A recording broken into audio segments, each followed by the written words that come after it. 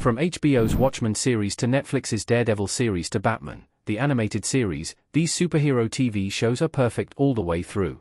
It's extremely rare that a TV show is perfect and doesn't make any major missteps throughout its run, especially a TV show that goes on for a few years.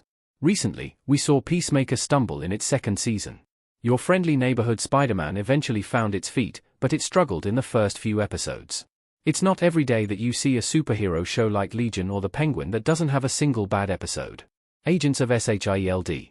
For a show that went on for 7 seasons, lasted more than 100 episodes, and had to keep up with the whims of a multi-billion-dollar movie franchise, Agents of SHIELD managed to maintain a solid quality from beginning to end.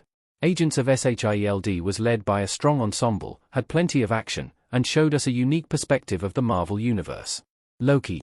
After Avengers, Endgame's time-traveling antics left Loki at a crossroads, this quirky time-crime procedural proved to be the perfect vehicle for the character.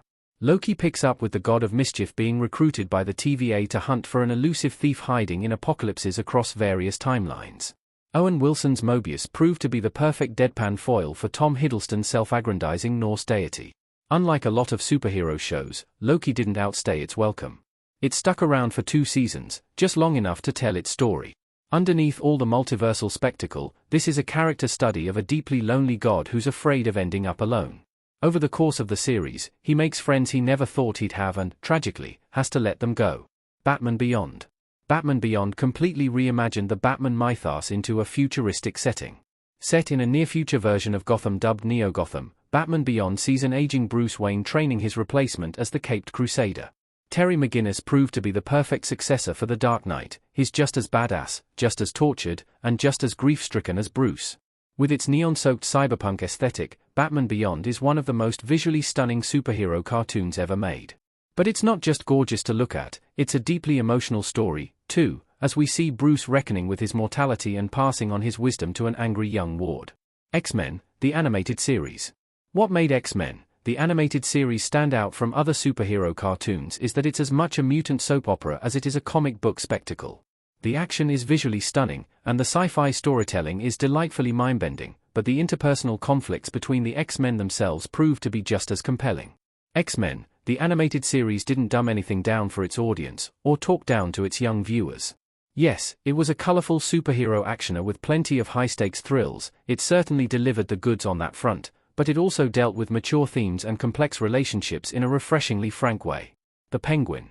When Colin Farrell's Ounce was introduced in The Batman, he stole every scene he was in.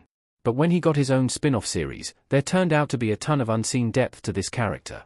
The Penguin shows us that Ounce feels undervalued in the criminal world, has a very complicated relationship with his mother, and even killed his own brothers. The Penguin also introduced us to OZ's young ward, Victor, and his reluctant partner in crime, Sophia Falcone, his old boss daughter. Creator Lauren LaFranc made incredible use of backstory to explain how these anti-heroes ended up in these circumstances. She made us sympathize with career criminals and, in the case of Victor and Sophia, even feel bad for them. Legion. Fargo creator Noah Hawley had already proven his ability to put a fresh stamp on a familiar franchise when he cooked up the X-Men series Legion. Hawley took a unique approach to the superhero genre through the eyes of an unreliable narrator with schizophrenia. He used a distinctive visual style and unconventional narrative structure to show us his protagonist's warped view of the world.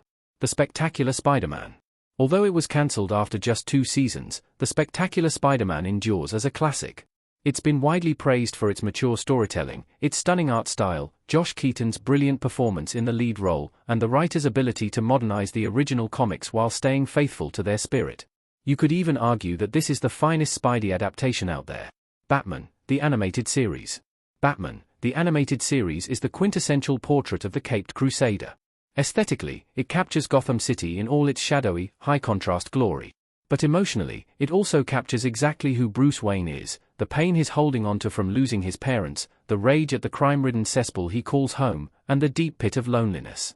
Kevin Conroy has been hailed as the definitive Batman, Mark Hamill has been hailed as the definitive Joker, besides Heath Ledger, and this series even gave us a brand new iconic Bat-villain, the one and only Harley Quinn. Every subsequent Batman cartoon has just been an attempt to recapture a sliver of Batman, the animated series' greatness. Daredevil. More than a decade after the Ben Affleck movie, Daredevil was finally redeemed on screen with his dark, gritty Netflix series. At a time when the MCU had established a colorful, light-hearted house style for the superhero genre, Daredevil came along with its gruesome violence, moral ambiguity, and brutal oldboy-style one-take hallway fights. Daredevil is dressed up as a prestige legal procedural, and Matt, Foggy, and Karen's dynamic would be more than enough to sell it as one, but in this particular legal procedural, one of the lawyers moonlights as a devil-branded vigilante. Daredevil has some of the best action sequences on TV, but it's also just a captivating drama. Watchmen.